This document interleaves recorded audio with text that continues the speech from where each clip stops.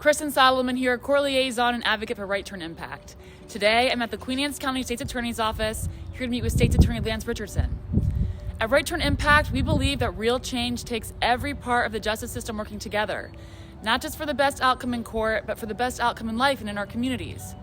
Let's go inside and talk with him. Hi, I'm Lance Richardson, State's Attorney for Queen Anne's County. I've been State's Attorney for Queen Anne's County for the last 17 years. Today we're talking about drunk driving offenses and how the system has changed over the years. Since I began 31 years ago, the emphasis was on punishment for drunk driving offenses. These days we've realized that rehabilitation is key. If we can't fix the underlying problem, we see these people over and over again.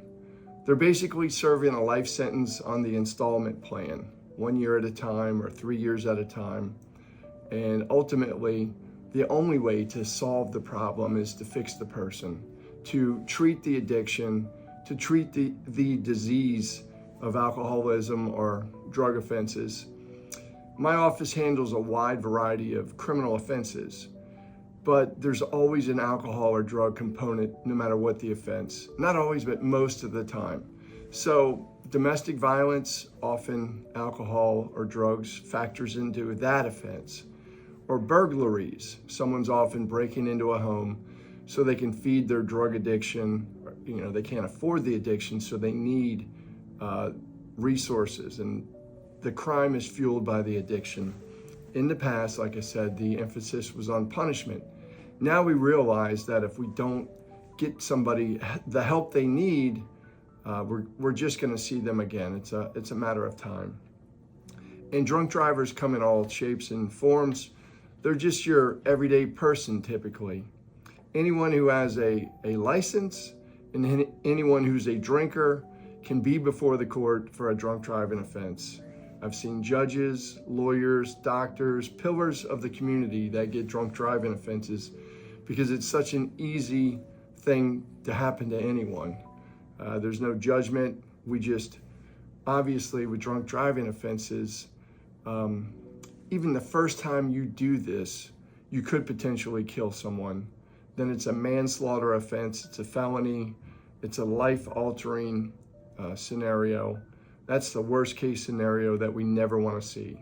But programs like Right Turn, I embrace that program because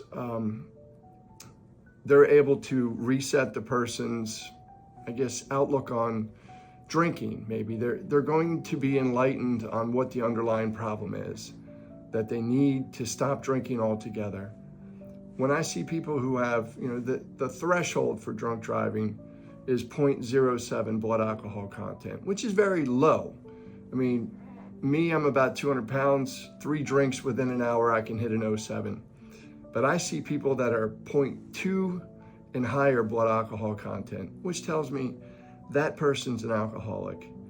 And that's someone who cannot socially drink. They can't have a drink or two because there's no off switch. They just start drinking and they cannot stop. And they get to a point where they wake up, they start drinking, they drink all day long until they pass out at night. So Right Turn has a program where they can basically be locked in for a weekend or longer, total sobriety. It's a secure environment, and it's a good start just to get someone those couple days of sobriety and to break the cycle, and then give them the tools and the knowledge and the education to stop drinking and to fix the problem. When I see Right Turn come to court, they often give us a testimonial about how the person performed.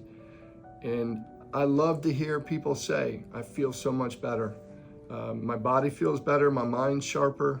They have a new outlook on life without alcohol and how much better life can be for their family, for their career, for all aspects of their life.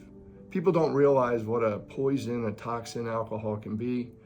Livers are very resilient, but you gotta stop drinking to give your body that chance to fix itself and catch up. So, basically punishment is a necessary evil at times for people who are repeat offenders.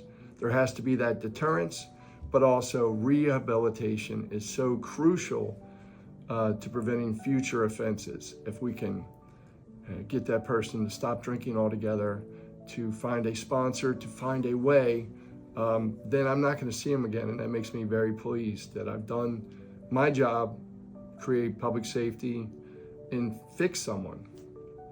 I've had many people come back to me over the years and tell me how, their court experience helped them to save their life, to stop drinking, to stop using drugs, and be able to get on with a productive life, and they're so thankful. And those stories keep me going. I love when people have success stories, and I know that they've gotten better and they've gotten a new outlook on life. I see very few right turn clients come back to court. It's pretty rare. Usually right turn, once I see them embrace that program, if right turn's gonna come to court and advocate for that person, I cannot think of one of those people that I've seen again with another DUI. So they have a great success rate in preventing recidivism. So a lot of times we see second and third offenders. That's quite common with DUI offenses. What my office, my prosecutors, and I do often is tell the defense attorney, you need to send your client to right turn.